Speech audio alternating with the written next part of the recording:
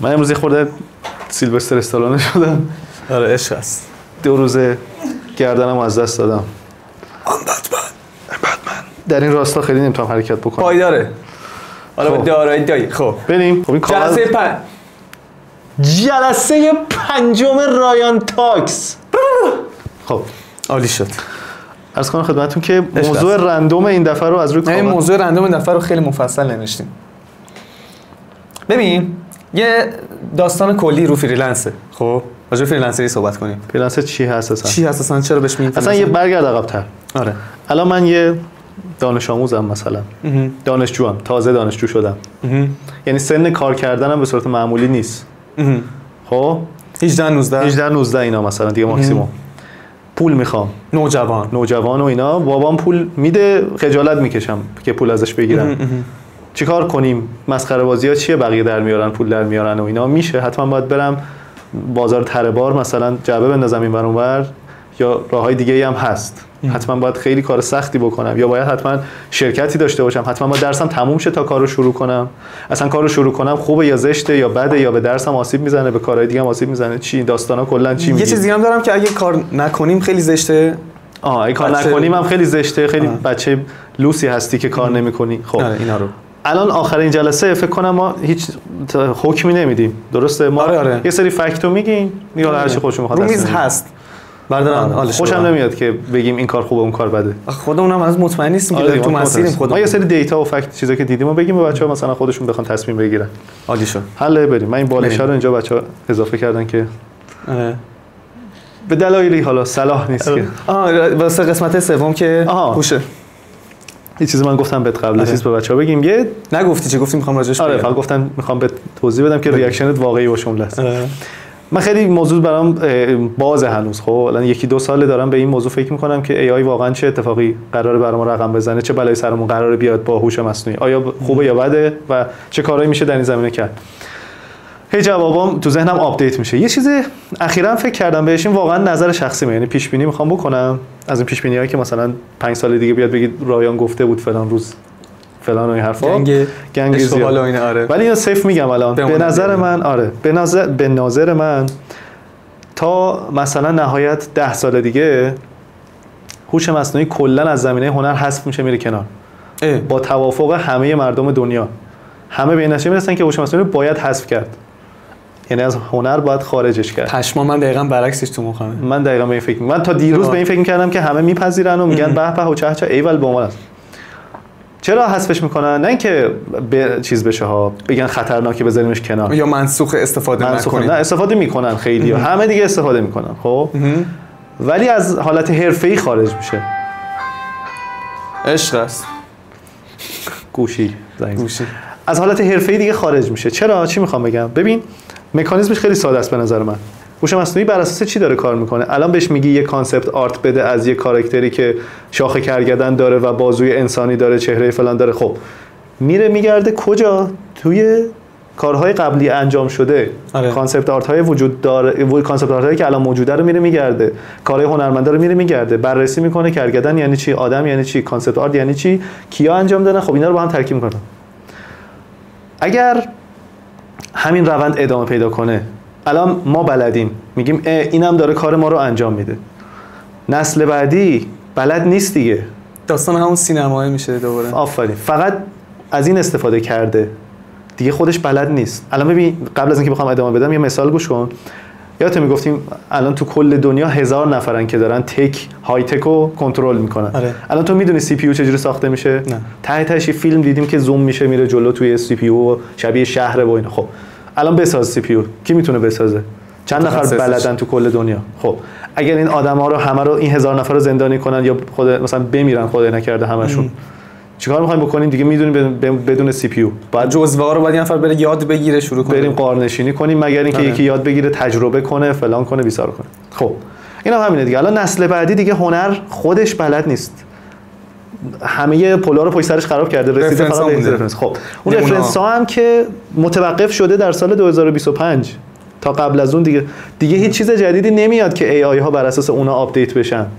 10 سال بعد همه چیز دیگه تکراری میشه. ای ها هیچ چیز جدید نمیتونن اضافه کنن به دنیا. مردم حوصله‌شون سر میره، بازم دلشون میخواد مداد دستشون بگیرن. الان هنرمندای درست حسابی بعد یه مدت زیادی که با کامپیوتر کار میکنن خسته میشن مداد و کاغذ. چون مستقیم از مغز میریزه رو کاغذ. با کامپیوتر نمیشه، با فتوشاپ سخت تره از کاغذ و مداد. جریان فکریه. به نظر من نسل بعدی، یعنی آدما احتمالاً به این توافق میرسن که برای جلوگیری از نابودی هنر باید روش‌های دیگه سنتی رو ادامه بدن، هنوز نباید بذارن منسوخ بشه وگرنه از بین میریم کلا. مثل فوتبال که خط دروازه رو می‌خواستن الکترونیک کنن، یه مدت زیادی درگیر بودن، همه میگفتن فوتبال از ذات سنتیش خارج می‌کنه. خطای داور جزء بازیه. اینم احتمالاً همون اتفاق خواهد افتاد. نظر من اینه، حالا ببینیم 5 سال دیگه. نظر خوبی. تبریک عرض می‌کنم. بگذاریم. این بالاها میذارم که قسمت رو دوست داشتن کلیک کنید ببینید. برم ببینم ان شاءالله اونجا. برگردیم رو سوال این قسمت، موضوع کلیمون. دقیقاً. فریلنس. فریلنس چی هست؟ چیه؟ چرا بهش میگیم فریلنس؟ اصلا چیه فریلنس؟ ما کار نمی‌کنیم. خب فریلنس نه اصلا مگه به کار پفک هست یا خوراکیه؟ آره چیه؟ چی هست اصلا فریلنس؟ آره. خب تو بگو چیزی که میدونی. ببین من تو ذهنم اینه که فریلنس اینه که من بشینم خونمون پشت کامپیوترم، کار با ابزار رو بلدم، یه سری اصول مثلا تو حوزه گرافیک، حالا خیلی کارهای مختلف کامپیوتری، فکر میکنم اینه یه فضایی هست که آدم‌ها یه سری کار میخوان، من میرم اونجا یه سری کار میگم بلدم، ما با هم کانکت میشیم و پول رد و بدل میشه با پروژه، من پول میگیرم کارو میدم. مگه کار اینجوری نیست که کیف بگیری دستت بری سر کار 9 صبح تا 5 بعد از ظهر؟ مگه غیر از این کار میشه؟ نه من فکر میکردم که فقط همونه، بعدا متوجه شدم نه، یه سری فضاها هستن که خب ادای نه چوسیه یا واقعی شده دیگه. نه مثلا اینکه زندگی میچرخه باهاش. 5 سال پیش ولی اینجوری نبود. 10 سال پیش مثلا تو ایران اینجوری نبود. کسی تو خونه میز بذاره کار بکنه میگفتن ارزه نداری. چی میگی اصلا؟ واقعا هم ارزه نداشته احتمالاً، چون کاری نبود به اون صورت بخوای انجام بدی.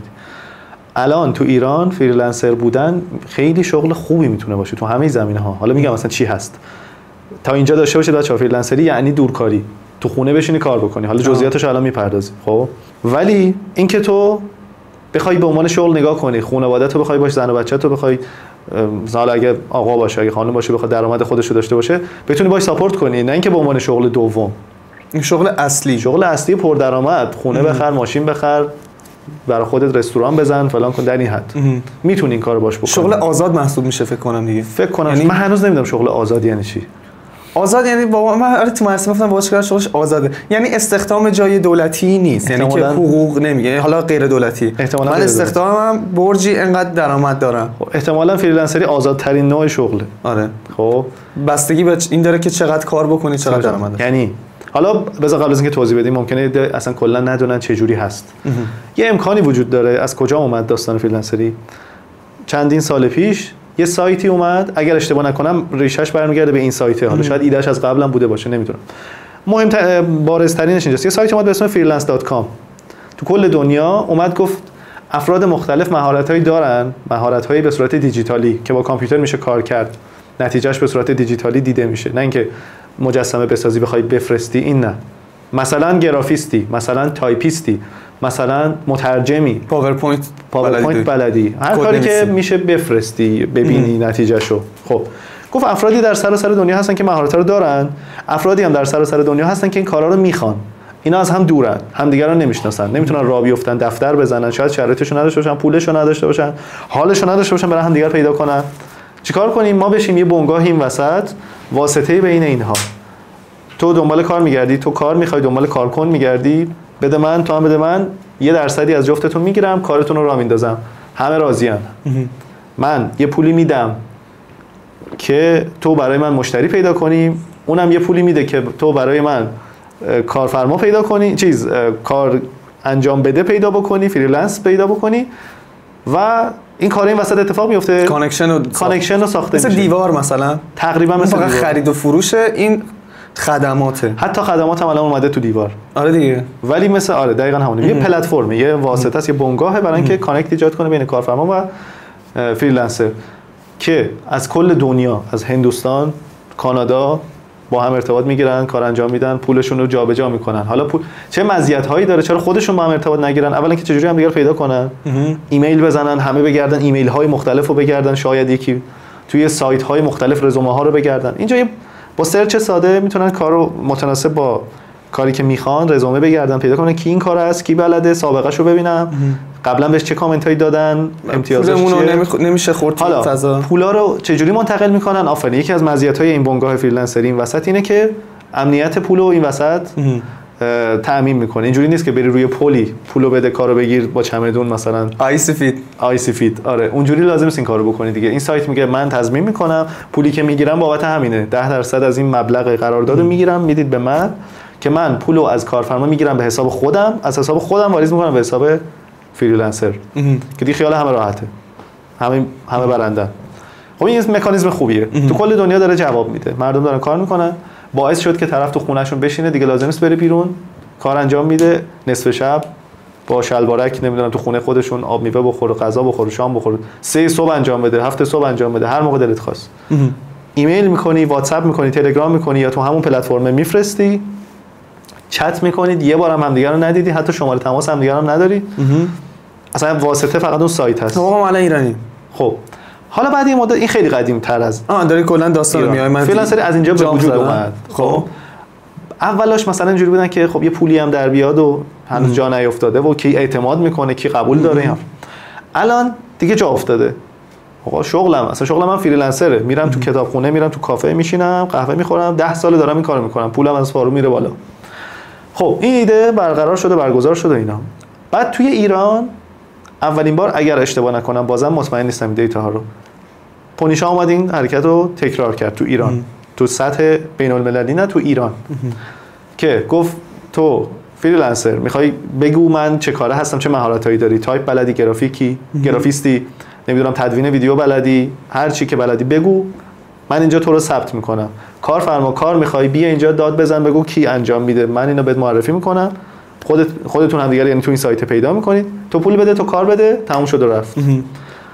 این استارتش خورد تا بیاد جا بیفته تو ایران، مردم اعتماد کنن، یه خورده عقب جلو بالا پایین، هی کلاهبرداری میخواستن بکنن، بعضیا نمیشد و فلان و این حرفا، دیگه جا افتاد.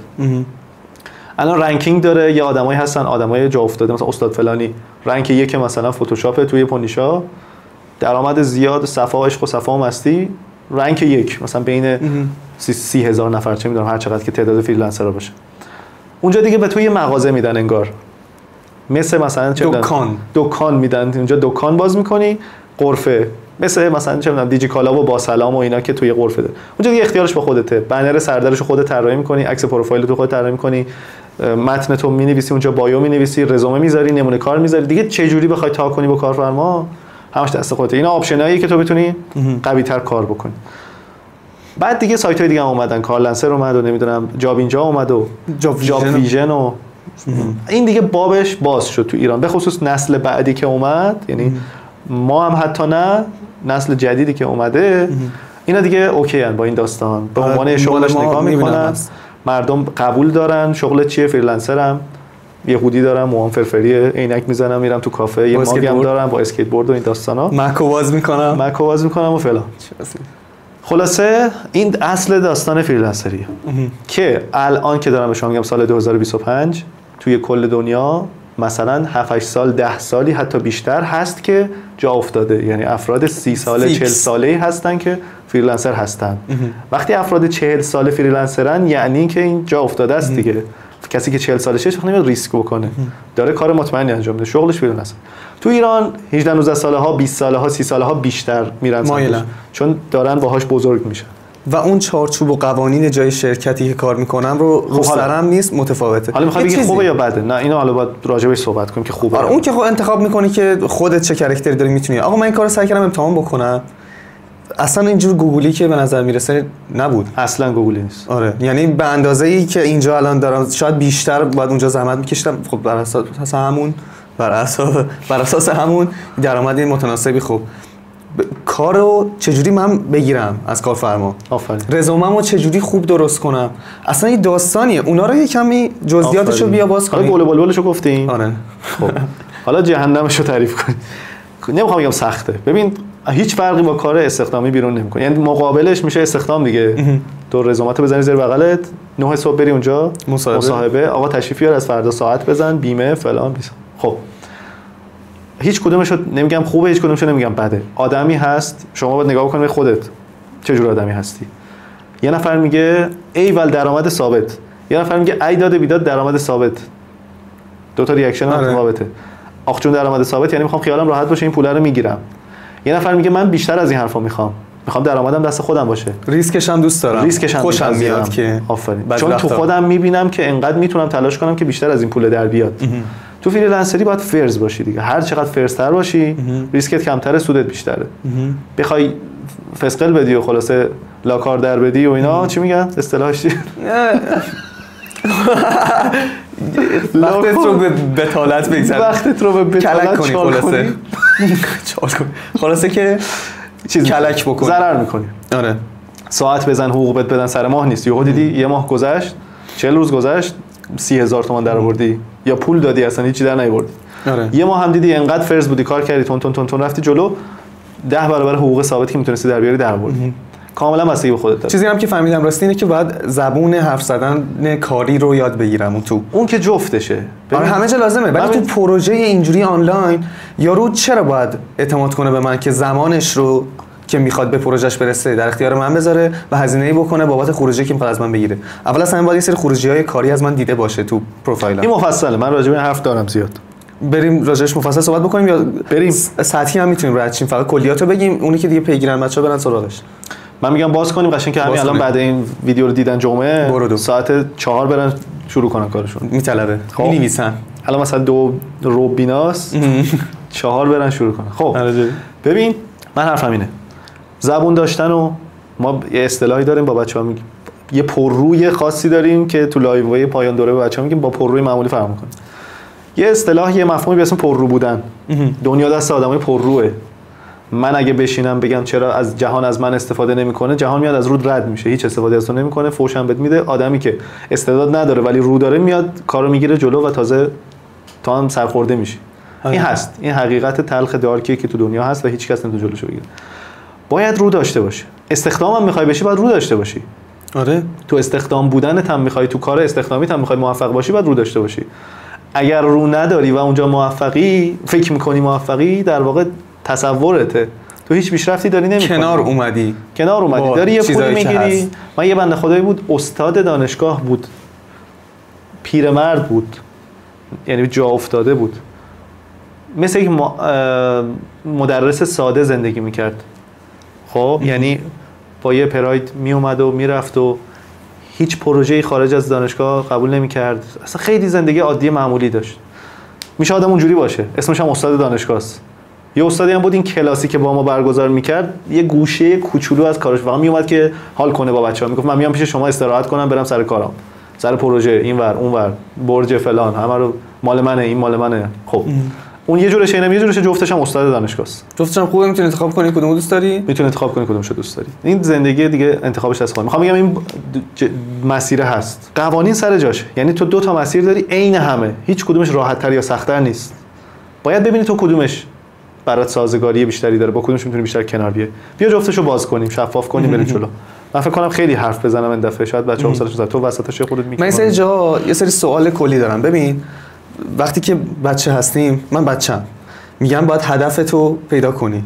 من هنوز هدفو نمیدونم از کجا من یه هدفیو خودم به شخصه ساختم، دیدم این باحاله، سختیاشو دوست دارم، مسیرشو دوست دارم، خروجیش هم دوست دارم، رفتم جلو. کلی زیر هدف وجود داره ها، ولی اون هدف اصلیه که فلان میرم، بعد وسط را دیدم که حال نمیده، رفتم یه تو مسیر کلی چیز گیرم اومد، باعث شد یه هدف جدید ساخته شه، اون اصلا شاید ول کردم، شاید هم مونده گوشه ذهنم، نمیدونم، رفتم سمت یه چیز دیگه، هی دارم نزدیک میشم اهداف. خیلی شناور زندگی. هدفو تو شما پیدا کردی هدفتو، یا اینکه هدف پیدا کنی، یعنی اصلا چی هست؟ یعنی چی؟ دنبال چی هستی؟ اینو به من بگو. بعد اونی که میگه من هدفمو پیدا نکردم یعنی چی رو پیدا؟ مگه بقیه پیدا کردن؟ نه یه استعداد همین بقیه پیدا مگه همه پیدا کردن که زندگی میکنن؟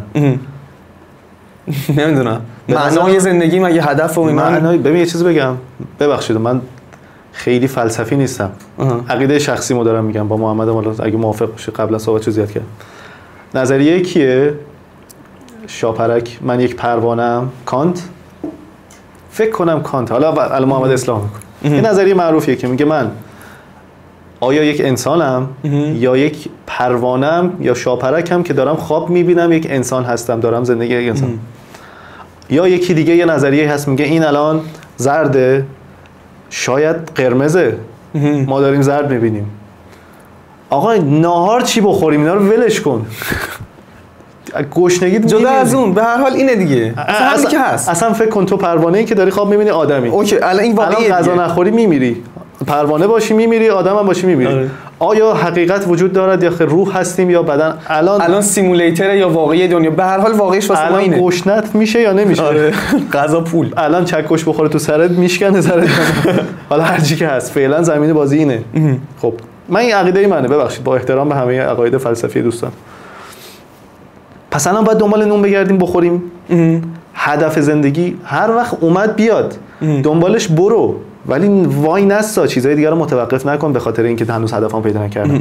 من اینجوری هم که یه چیز محوی اون دورا هست، آروم آروم داری سمتش میری، نمیدونی این ور بری اون ور بری، ولی میدونی پشت سرت نباید بری. این درسته. بیشتر از 180 درجه اگه اختلاف نداری اوکیه، برو.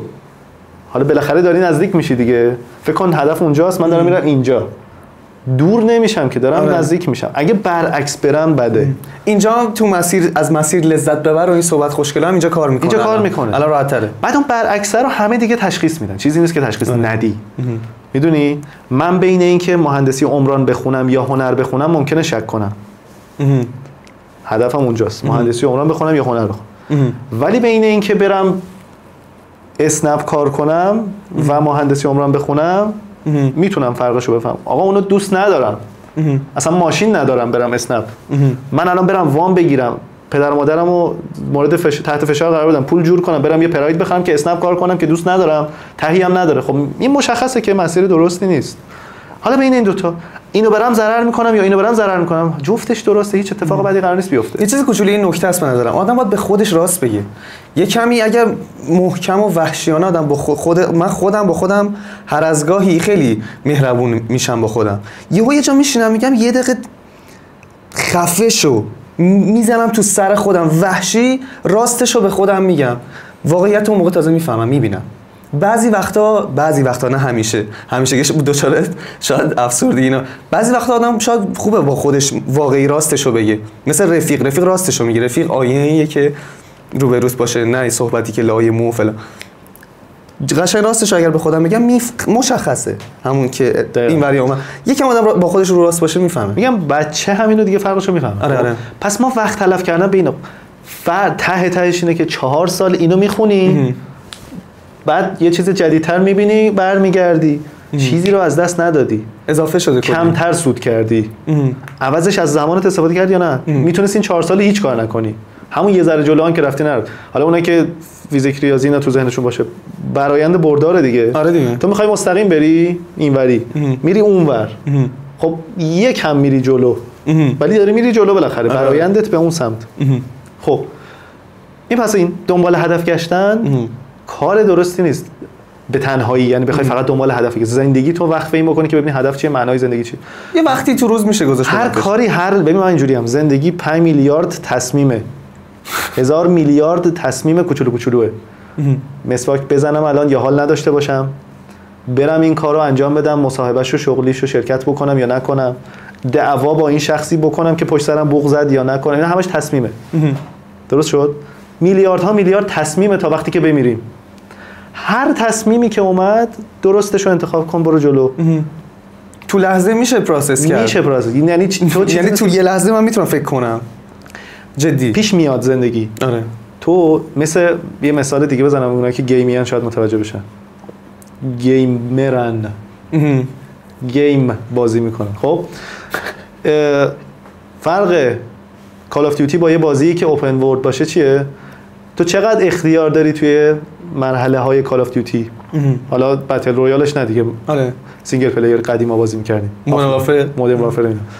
تو یه کانالی بود میبردت، تو میتونستی حالا تو هر لحظه این ور باشی یا اون ور باشی یا اونو بزنی یا اول اینو بزنی، بالاخره با میرفتی هر کاری میکردی، اونجایی که باید تیر میخوردی، اونجایی که باید بیهوش میشدی، اونجایی که فلانی میمرد مثلا میمرد، هر کاری میکردی میمرد.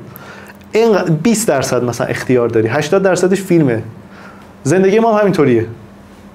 20% اختیاره، فکر میکنیم همش دست خودته. یه سری موقعیت‌ها پیش میاد، کویزای کوچیک، آزمونای کوچیک، هر کدومو درست جواب بدی مرحله بعدی برات راحت تره. به نظر من اینطوریه و این جواب کوچیکا هی بعدی‌ها رو میسازه، هی آزمون بعدی‌ها رو میسازه. به جای که ما فکر کنیم ببینیم الان چیکار کنم که اون صدومیه چی بشه، همینو درست برو، بعدیش هم درست برو، خود اون درست. ببین یه بلوپرینت میگن، یه نقشه کلی داشته باشیم از اون محو حداقل. حالا توی این مسیر انتخاب کنم به اون سمت تصمیم گیری سعی میکنه بکنه مغزم خلاصه. ببین الان میخوام برگردونم رو فریلنس. گفتیم دو راه وجود داره که اومدیم سمت هدف وسطش. یکی این که برم یه کاری رو انجام بدم، یه آب باریکه یا آب اصلا غیر باریکی، یه حقوق ثابت و بیمه و فلان، یا اینکه فریلنس و اینا انتخاب بکنیم. خب با اینجور چیزا آدم فهمیدیم. خب الان میایم راجع به فریلنس.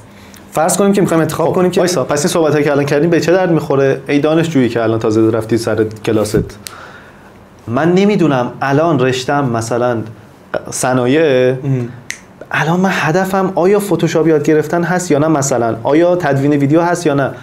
الان 2 سال، فقط 2 سال کوچولو تدوین ویدیو بکن، فرصتش هست، پولش هم میاد، میذار تو جیبت، تا آخر عمرت دیگه تدوین نکن. چه اشکالی داره؟ 2 سال هم به اندازه کافی کمه، هم به اندازه کافی زیاده. هم پولش خوبه، 2 سال پول فریلنسری در میاری، هم گمه تو زندگیت. الان من یادم نمیاد اصلا سربازی رفتم. میدونی چی میگم؟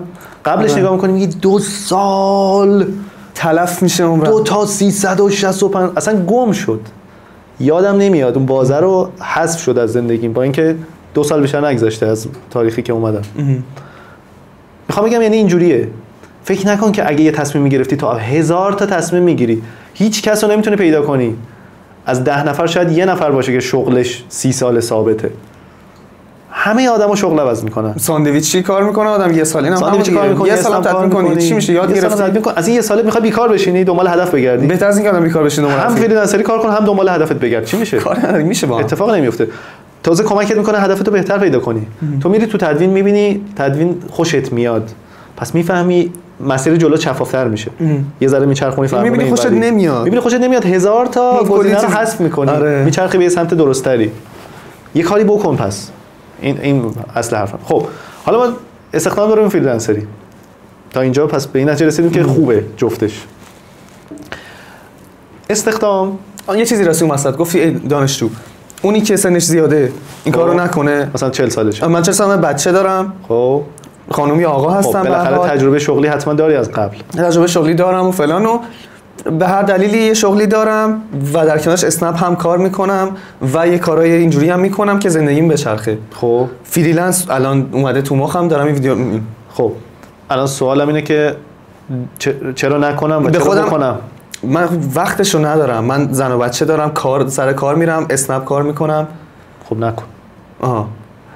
پسر دختر دانشجو چرا نکنه این کارو؟ پول ندارم، درس میخونه. پول ندارم، اگه نکنم خجالت میکشم، یه دلیلی برای انجامش وجود داره. خب منم پدر یا مادر خانواده‌ام و دوست میخوای بالاخره یا نه؟ آره. خب بفرمایید، اینم روش پول درآوردن. انجام بده. اگه خسته ای انجام نده، پول کمتری به دست میاری. تو یه دلیلی داری برای انجام دادن، انجام ندادنش چه خطری برات داره. میدونی چی میگم؟ گرفتم. اوکی. خب میگفتی من پریدم وسطش. فریلنس. واسه فریلنسری چه اتفاقی میفته؟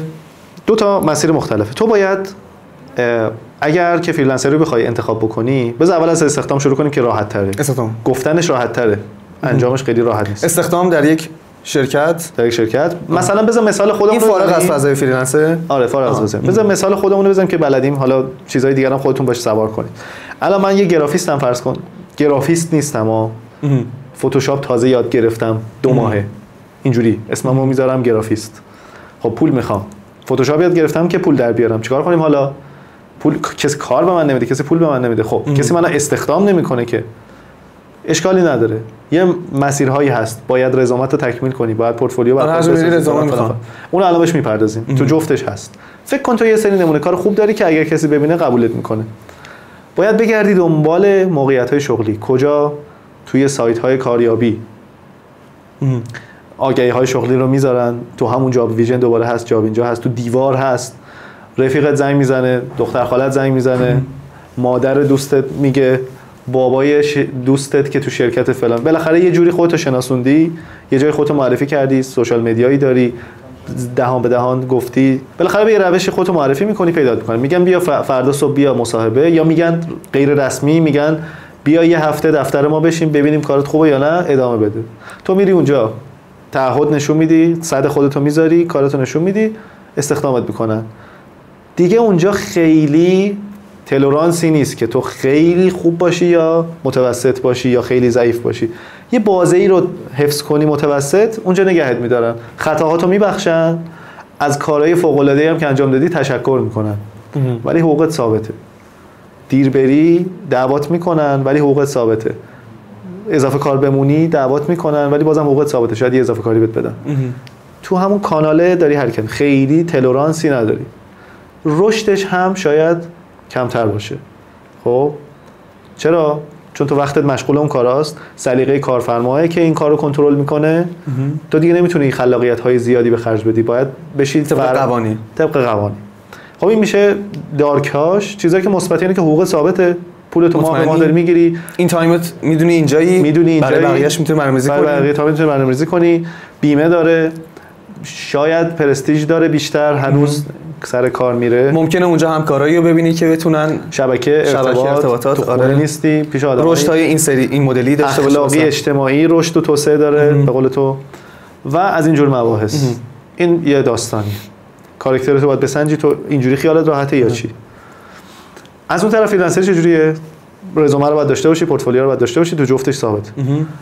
حالا باید خودت رو پرزنت هم بکنی، یا میری دنبال کارهای از راه دور میگردی تو این سایت‌ها، کارهای غیر حضوری، یا میری اکانت میسازی توی مثلا سایت‌های مثل پونیشا یا جاهای دیگه، اعلام میکنی که من فریلنسر هستم، مغازه رو باز میکنی، میشینی اونجا منتظر، هی هم آگهی میذاری، هی بیشتر خودتو نشون میدی، هی بیشتر کار میذاری، میری تو سوشال مدیا فعالیت میکنی، پیج اینستاگرام میزنی، بلاگری میکنی، چه میدونم ویدیو میسازی، میری تو یوتیوب فعالیت میکنی، یه کاری میکنی خودتو نشون میدی.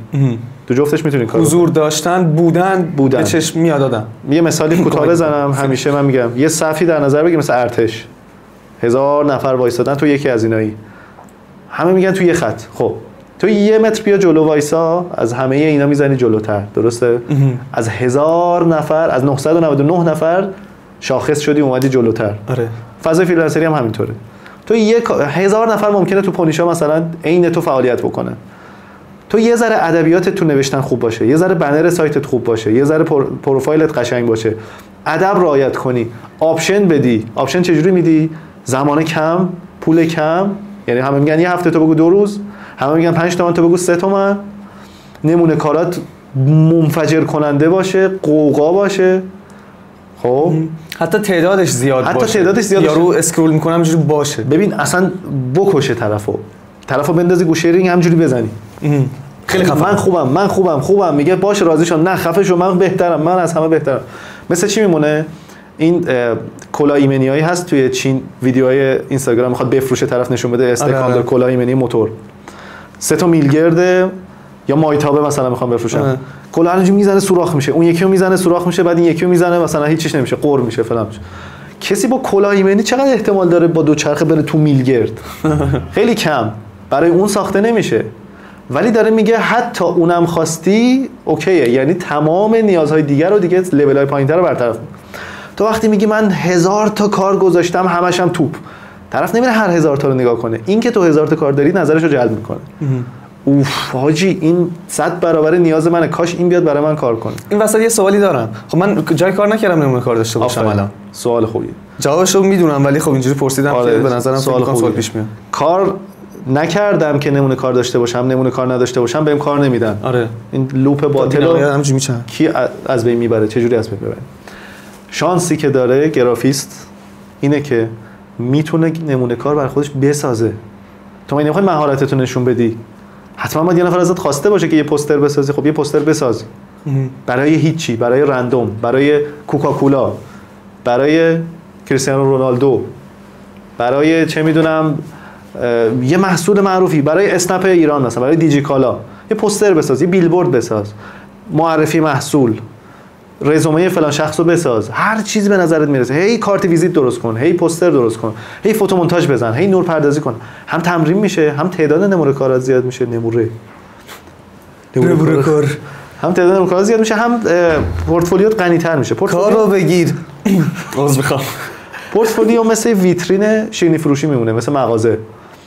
تو خودتو بذار جای کارفرما، میری شیرینی فروشی، اگه یه مغازه‌ای باشه که یه دونه یخچال نمیدونم یخچال چیه که شیرینی توش میذارن، همون شیشه‌ای‌ها که میبینی، میگی از اینا بذار، از اون یکی ها میذاره. هر چی چرا همیشه یک چیز دیگه رو میذارن؟ از اینا نذارم، با دستشون از اینا پس نذارم. اون هر چی که اسمش هست، اگه بری اونجا یه دونه داشته باشه به جای 100 تا، خب یه نظری تو ذهنت ایجاد میشه. اگه شیرینیاش کم باشه تو همون یه دونه، بازم یه نظری به نظر چی میگه، حسی میگیری که نکنه مثلا خوب نباشه.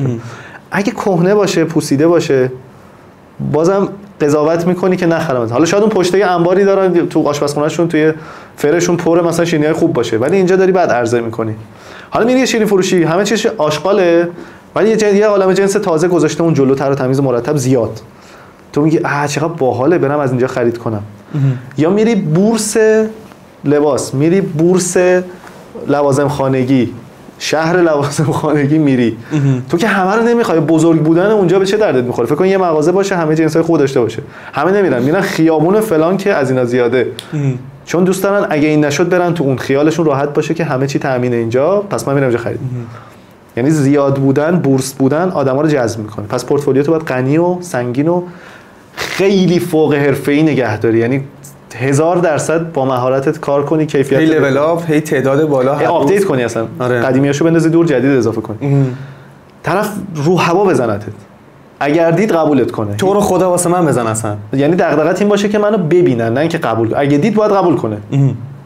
خب اون که اصلا قبول که هستم، ببینه فقط ببینه. تو 200 تا نمونه کار خوب داشته باشی، من اینو بهتون قول میدم، 200 تا نمونه کار فوق خوب داشته باشی، حتما هر کس باهات مذاکره کنه ازت میخواد که کارشو انجام بدی. مگر اینکه طرف نخواد اون کارو انجام بده، یا تو بعد باهاش صحبت کرده باشی، یا خودت هنوز نشونش نداده باشی.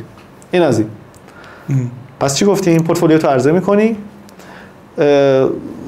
شروع می‌کنی به فعالیت کردن. حالا تو این بسترها میتونی کار بکنی، اینستاگرام هست، تلگرام هست، یوتیوب هست، پونیشا هست، نمیدونم هر جا. لینکدین رو میشه اضافه بکنی؟ لینکدین هم بسیار فضای خیلی فضای خوبیه و آندرریتد بین ماها، یعنی نمیدونیم چیه. هم آندرریتد، از اون برم اوورریتد هم هستا. آره سریع یکم بازش کنم. بگو. لینکدین یه اپلیکیشنیه و وبسایت نمیدونم، مثلا توییتر، اینستاگرام فلان. یه اینستاگرام فقط واسه کسایی که کار تو فضای کار و بیزنسن. آره بیزنسیه. توش پست میذارن، میتونن پروژه بذارن، حالا پروژه هاشون رو میتونن پست بکنن، خیلی مشابه اینستاگرام. میتونن متن بنویسن مثل توییتر، یعنی خیلی توییت نمیزنن، لینکدین میزنن، یه همچین چیزی انگار. اون تو فالو بک نداره، مثل فیسبوک قدیمه، کانکشن میزنی، من میزنم کانکشن، اگر اونم کانکت کنه وصل میشیم، یعنی ما همدیگه رو میشناسیم. و اگر من 500 تا کانکشن داشته باشم، از اون به بعد بقیه میتونن منو فالو کنن، چون من 500 نفر آدم معتبر رو میشناسم. تو این لینکدین یه سری شرکت‌ها هستن میگن لینکدین تو بفرست، یعنی من اگر تو رزومم لینکدینمو بنویسم یه اعتباری میبخشه بهم. حالا شاید اوورریتد هم باشه از این جهت. لینکدین خود چیزه، کچلوار طوره. ادا اصولم حتی شاید باشه، ولی ادا اصول به نشون دادن من کمک میکنه. اگه پول نمیخوای مگه؟ پول من نمیخوام، ادا اصولم در میاد. فضای بیزنسی رو بعد کلا گذاشت باحال دیگه.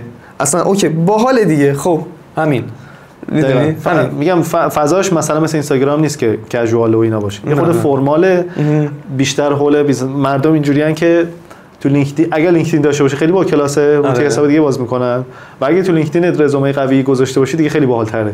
بعد مثلا اونجا میزنی اوپن تو ورک، مثلا من الان آماده همکاری هستم، بیکارم، میگم اوپن تو ورک. یا اینکه استخدام هستم جای، یا اصلا من دنبال کسی میگردم که میخوام کار کنم. فضای با کلاس خوبیه دیگه، داشته باشی تو رزومتون خوبه، یعنی کمک میکنه. و هزار تا کار دیگه کلی، و حتی دویدن حضوری. آره که دیگه حالا بچه‌ها خودشون باهاشون صحبت میکنن تو لایوها، خیلیاشون از این طریق رفتن و کسب درآمدشون رو شروع کردن. خلاصه پس اینم سختی خودشو داره، از اونورم خوبی خودشو داره. درآمدش هم دیگه میگم دست خودت کامل. آقا من این پروژه رو یک شنبه صبح از شما گرفتم، سه شنبه غروب تحویل بهت میدم. خب الان میرم عشق و حال تا سه شنبه صبح تا غروب تحویلت میدم. تمام. خب اگه میتونی نوش جونه. ولی اگه سر کار بودی باید میرفتی سر کار. آره. خب از اون طرف ممکنه کارفرماتو نبینی، آدما رو اینجوری بهت بگم، ممکنه چالش باشه، ممکنه فرصت باشه. تو فرصت کار کردن با آدمای مختلفو داری، سلیقه‌های مختلف. خب این ممکنه اعصابتو خورد کنه، ممکنه برات خوب باشه. آره. یه نفر میگه آقا من میخوام اینجا استخدام شم، یه بار حرف حسابتو بزن، من سلیقه‌تو بفهمم دیگه، تا آخر با همون بریم جلو. ولی فریلنس باشی هی آدما عوض میشن. یکی خوش سلیقه است، یکی کج سلیقه است، یکی وحشیه، یکی خوش اخلاقه، یکی بد اخلاقه، یکی پول بده هست، یکی پول بده نیست. خب یکی از این داستان لذت میبره، یکی اذیت میشه. انتخاب دیگه کاملا با خودت. ولی نمیدونم، حالا بازم نمیخوام قضاوت بکنیم این وسط که کدوم بهتره. استخدام هم بخوای بشی میتونی بری بگردی جاهای بهتر هی استخدام بشی که پولت بره بالاتر. همه جا میشه پیشرفت کرد، همه جا میشه پیشرفت، همه جا سخته. اصلا شاید سختی خودشو داره. اصلا شاید تو فریلنسری دوست داری، کاراکترت با فریلنسری آره. جوره. 2 سال ممکنه یه جا استخدام بشی. چرا؟ آره. چون یه موقعیتی پیش اومد. نه من فریلنسرم. بابا پول میخوای یا نمیخوای؟ شام چی بخوریم؟ نون نداریم الان بخوریم. اصلا معنوی هم که فکر کنی به رشد من کلی چیز یاد میگیری. 2 سال کار کن، کلی چیز یاد میگیری. آره. حداقل میفهمی چه چیزایی خوب نبود. دیگه آره. سمتشون نمیری. 2 سال تو کار بکنی، پول در بیاری تو فضایی که دوستش نداری، 2 سال پول در آوردی، ضرر نکردی. کلی تجربه هم به دست آوردی که اینجوری نباشم، اینجوری نباشم، اینجوری نباشم، اینجوری هم نباشم. تبدیل میشی به آدم خفن‌تر. حالا برو فریلنسری کن. نه اون موقعیت از دست بدم کامل که میخوام برم فریلنس. این کار به نظر من اشتباهه. نباید موقعیت ها رو از دست داد. یعنی میگم بشین تو خونه که اگه پستش اومد بتونی در باز کنی، وگرنه ممکنه دیگه باید پاشی خودت بری تا اداره پست بگیری. اگه مونده باشه گم نشده باشه. کاملا همینه. باش تو خونه که در زدن حداقل بشتن. من میگم هر فرصتی پیش اومد، حالا فرض کن مثلا فریلنسرم شدی، فرصت زیاد ممکنه سمتت بیاد، تو میترسی، هی ریسک داری بالاخره، میترسی که از پسش برنیای فلان. همه کارهایی که سمتت میاد و میترسی. من همین الانم یکی بهم بگه، با اینکه این همه ادعا دارم و قد و فلان و این داستانا، همین الان یکی بیاد بگه آقا برای شرکت ما مثلا یه لوگو میشه طراحی، میترسم واقعا. استرس دارم که بفرستم بگن چی آشغال که برای ما فرستادی. تا زمانی که نفرستم و نگن ایول شماره کارتتون رو بفرستید، شماره حسابتون رو بفرستید، خیالم راحت نمیشه. پس چه الان چه 10 سال پیش روز اول جفتش این حسه هست. بعد ازش بگذری. حالا این خودش داستان مفصل داره. آره. جا داره 3-4 جلسه دیگه مثلا به نظر نمکش همینه. یه چیزی یادم اومد. فکر می‌کنم اون ریسک منطقیه، باید بری توش. یه ترکی رو می‌خوام معرفی کنم، بعدش بریم رو جنبندی و یه چیزایی بیاریم. بریم. یادم اومد به اسم تجربه از بامداد و آهنگسازی و میکس و مسترینگ آتور ترک‌های قدیمی بهرام و اینا، لیبل دیوار ایشونه. یه آلبومی داره به اسم برخوردها، خیلی سیستم باحالی رو ایجاد کرده. یه برنامه یوتیوبی داره، پادکست به اسم برخوردها، با آرتیست هایی که باهاشون تا حالا کار نکرده، فضای کارشون دوره، با اونا میاد یه پادکست درست میکنه، حرف میزنن با هم. تو اصلا فاز دنیات اونوره، من دنیا آندرگراند و ایرانی و سازای ایرانی، میخوام یکم مثلا جدید مدید و اینا. میان میشینن حرف میزنن آنلاین یا حضوری، یه ترک هم درست میکنن، موسیقی ترک رو میده بیرون، پادکست هم میده بیرون موازی. این مال اونجاست. اگه دوست داشتید گوش بکنید، خیلی باحاله. کورسش میگه که آخر کورسش میگه رقص بی هدف شاخه ها، تموم زندگی هدف تجربه است. باحاله، بد نیست، چیزای خوبی هم توش میگه. شاید سراسر درست نباشه ولی باحاله. همین. عالی. حالا این باز باشه بس. به نظرم 1-2 بار دیگه هم بعدا میشه راجعش گپ بزنیم. حال میده. این من میدونید چرا انقدر پشت سر هم تون داغ بودم حرف بزنم، چون خیلی به این فکر کردم. خیلی هم میپرسیدن بچه‌ها، خیلی راجع به این موضوع حرف زدیم، مسلط بودم کلا به موضوع. دلم می‌خواست بگم اینا رو زودتر که چیز رو، حالا همش هم که نتونستم بگم. تا تو بخوای بریم اون رو بیاری، من یه مثالی داشتم فکر کنم یه بار گفتم تو. میزنی من برم بیارم؟ آره برو بیار. بریم دو. مثل زندگی آدم مثل جوشکاری کردن میمونه. نمیدونم گفتم اینجا یا نه. آره. یه بار فکر کنم قسمت اول گفتم. جوشکاری نمیدونم کیا کردن یا نه. یه پروسه‌ای داره. عینکو که میزنی یا اون ماسک رو که میگیری جلو، هیچی نمیبینی. یعنی دور از جونتون مثل سگ کور میشه آدم. خب نه اینکه فکر کنی مثلا مثل عینک دودی نیست، سیاهه، یعنی خورشید هم نمیبینی باش. خب پشتش به ماست. پشتش به ماست. بعد اونو که میگیری هیچ نمیبینی. تا قبلش، تا یه میلی ثانیه قبل از اینکه سیم جوش الکترودت بخوره به آهن، باید تصمیمتو بگیری. خب وقتی اینو گذاشتی بازم مطمئن نیستی، ولی باید بزنی، نور بده، با روشن شدن همون نوره ببینی که کجاست، بقیه‌شو درست بری. آره. یعنی اون 1% اولش همیشه اشتباهه. ریسک کلا باید امتحان، تست، تجربه. به نظر من خودم از این مثال خیلی خوشم میاد، همیشه ازش استفاده می‌کنم. ببین یه سری این نوارا رو آوردم. همه رو نیار. آره بابا الان یکی شروع کردم ولی خب کدوم الان؟ اینا آوردم. همین خوبه. می‌خواستم اتفاقا همین بگم. ما فوکوس ببین میتونی این دفعه چیز کنی؟ بیارم نزدیک یا برم روی دوربین وسطی؟ آخ وایسا. اگه گرفت بگو، اگه نگرفت برم وسط. خب بذارم روی این دوربین. اجازه بده من به احترام این نوار بلند شم از بابا. بچهای نسل‌های جدید ممکنه که با این آشنایی کافی نداشته باشن. دن دن دن دن دن دن دن دن دن دن دن مورتال کمبت. این چی هست اصلا؟ این نوار سگا. ما بهش میگیم نوار. چی میگفتن؟ فیلم هم میگفتن. آره. فیلم سگا. سگا هم برای بچه‌هایی که آشنایی ندارن دیگه. بعضیا بچه‌ها فکر کنم خیلی حیفه واقعا دیگه خاطراتشون به چیز نمیرسه، به نینتندو و سگا نمیرسه. خاطرات منم تقریبا نباید برسه. من چون میگم داداش بزرگتر داشتم و اینکه یه بار کامپیوترمون خراب شد، بعد گرون و اینا بود، موقع اصلا سی دی یه دونه می‌خریدیم، بعضی وقتا اینا همونجوری دیگه کامپیوتر خراب شد، حالا تا درست شه سگا و نوار اومد، چقدر هم حال میداد. این کمدو رو شرطی میزنن. مورتال کمبت دو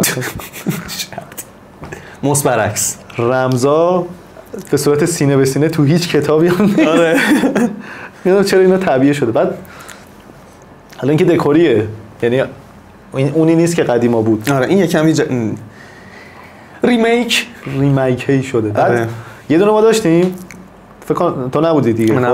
تو نبودی، خیلی قدیما داشتیم. بعد من خودم مثلا 5 6 سالم بود. بعد مثلا بازی می‌کردیم. آره پشمام همین شکلی 5 سال کلا. بعد بازی می‌کردیم و اینا. بعد من بازی می‌کردم، مجید بازی می‌کرد، من نگاه می‌کردم. بعد چیز شد، مدرسه ها شروع شد اینا. منم خواستم کلاس اول مثلا خانوادگی بین نشستیم که دیگه مناسب نیست و اینا، بریم کار فرهنگی کنیم. بردیم، من یادم خیلی روز تلخی بود، رفتیم بیرون سگا رو بردیم فروختیم، 5000 تومان فروختیم. 5000 تومان. بعد باهاش محصولات فرهنگی خریدیم. یه دونه میل بار فیکس خریدیم، یه دونه اسباب بازی از این آجر بزرگا هست، آجره. آره اینا خریدیم. با یه چیزای دیگه یه چی دیگه اومد. من یادم یه توپ فوتبال هم خریدیم. آره نه تو نبودی، من میگم این اون قبلشه. من 6 سالم بود. چون من یادم توپ فوتبال یه همچین چیزایی. تو منفی 3 ساله. چقدر بودی؟ منفی 1 و 2 بودم. منفی 1 و 2 دیگه. بعد اون هیچ من یادم یه چیز دیگه هم رفتیم یه بار این. آره بعد دفعه بعدی بود. یه بار دیگه بزرگتر بودم. آره اون یکی دیگه بود. بعد یه بار دیگه هم دوباره سگا خریدیم، دوباره این دیگه این سوم. ولی یادم ما یه بازی هیچی نداشتیم دیگه. سگا هم نداشتیم، کامپیوتر هم هنوز نخریده بودیم، چون کامپیوتر رو مثلا